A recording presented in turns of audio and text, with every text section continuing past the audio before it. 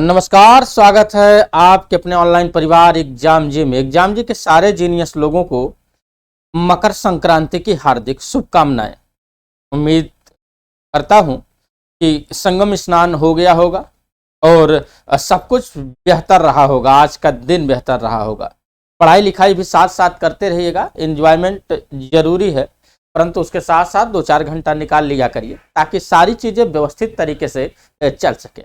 आइए आज सबसे महत्वपूर्ण टॉपिक पूर्वोत्तर के राज्यों पर चर्चा करते हैं और वहां से कुछ महत्वपूर्ण करंट अफेयर की महत्वपूर्ण बातों पर चर्चा आपसे करेंगे। देखिएगा, यह पूर्वोत्तर के राज्य हैं आपके। यह पूर्वोत्तर के राज्य प्रमुख रूप से 7 सिस्टर स्टेट के नाम से जाने जाते हैं, यानी 7 बहनों का राज्य कहा जाता है। और यह 7 बहनों का राज्य इधर शेष भारत से एक नदी से अलग होता है। इस नदी का नाम होता है संकोच नदी। क्या कौन सी नदी है? यहां से संकोच नदी है और यह संकोच नदी से अलग होता है। संकोच नदी पश्चिम बंगाल और खास करके आपके असम के बीच में यह नदी पाई जाती है। संकोच नदी से अलग होता है। यह प्रमुख रूप से मेघालय है, यह आपका असम है, अरुणाचल प्रदेश यहाँ का सर्वाधिक क्षेत्रफल वाला है। यानी सर्वाधिक क्षेत्रफल वाला जिला पूर्वोत्तर के राज्य का कौन सा है? तो आपका अरुणाचल प्रदेश है। जबकि जनसंख्या का घनत्व सबसे कम है। कितना कम है? सबसे कम जनसंख्या का घनत्व 17 व्यक्ति प्रति वर्ग किलोमीटर यहाँ का टोटल जनसंख्या घनत्व है। दूसरी तरफ फिर असम है। इधर देखिएगा नागालैंड, मणिपुर, मिजोरम और त्रिपुरा। सबसे कम क्षेत्रफल किसका है? तो सर्वाधिक कम क्षेत्रफल वाला राज्य क्या है?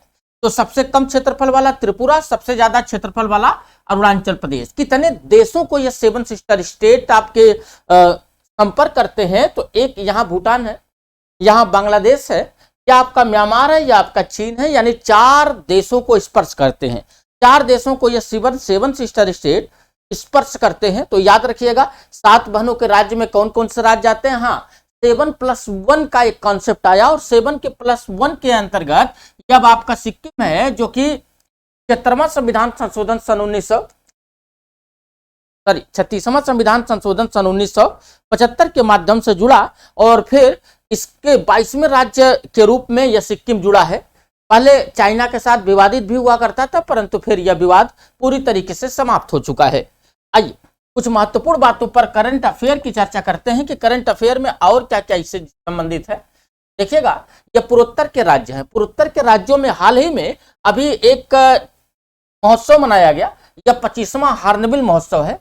और 25वां हार्नबिल महोत्सव कहाँ मनाया गया है? सबसे इंपॉर्टेंट चीजें देखिए, नागालैंड का यह महोत्सव है। कहाँ का है? यह नागालैंड का महोत्सव है और यह 1 तारीख से लेकर के 10 दिसंबर के बीच में हर साल मनाया जाता है।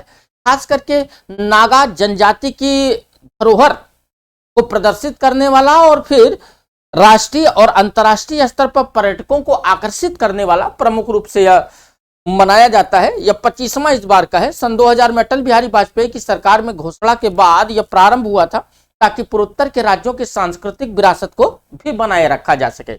इस बार का हार्नबिल जो महोत्सव है यह कुल मिलाकर 25वां है।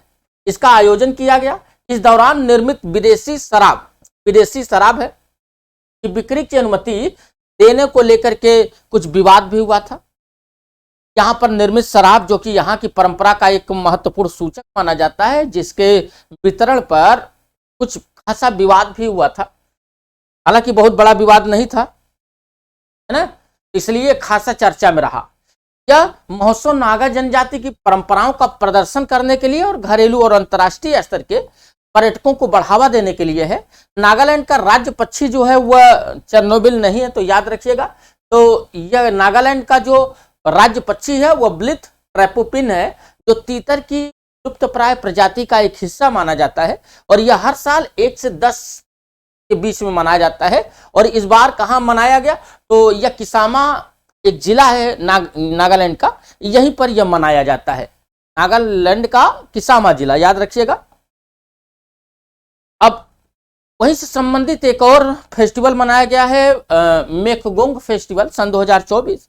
यह एक फूल का नाम है और यह गारो पहाड़ी पर खिलता है।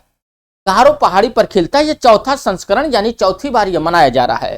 गारो खासी जयंतिया कीपाकार आकार के की पहाड़ियां हैं नागालैंड की और यह इसी के बीच में एक स्थान पाया जाता है मासिनराम, जिसके बारे में आपने सुना होगा कि विश्व में सबसे ज्यादा बरसात इसी स्थान पे होती है। तो गारो पहाड़ी पर ही यह मेकगोंग फेस्टिवल मनाया जाता है। यह चौथा संस्करण है और यह मेघालय में गारो खासी जयंतिया पहाड़ियां हैं, मेकिर पहाड़ियां के पूर्व में है। यूरोप के दिग्गज एक रॉक बैंड का शानदार प्रदर्शन के लिए और भी जाना गया।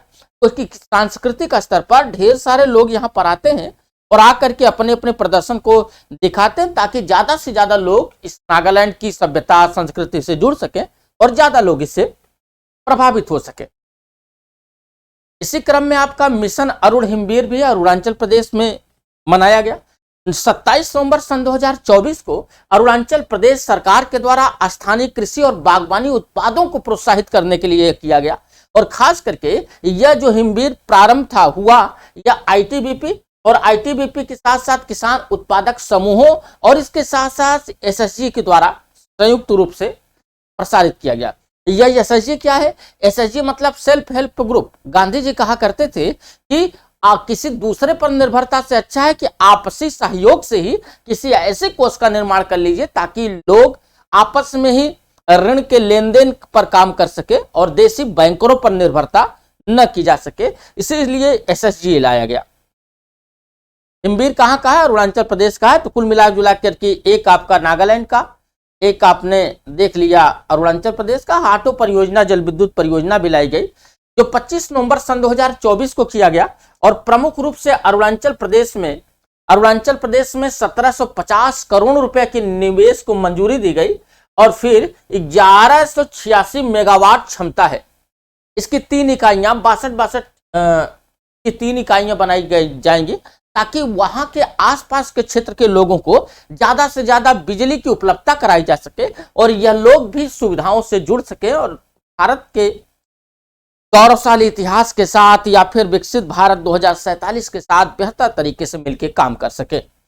इसी तरीके से करंट अफेयर के कुछ महत्वपूर्ण बातों पर आपसे चर्चा होती रहेगी। खास करके फोकस करिएगा, छोटी छोटी चीजें परंतु मोटी बातें। मिलेंगे फिर आपको इसी करंट अफेयर के क्रम में कुछ महत्वपूर्ण चीजों के साथ। तब तक के लिए जय हिंद, जय भारत, धन्यवाद। हाँ, लाइक शेयर कर दीजिएगा और सब्सक्राइब करना न भूलें। धन्यवाद।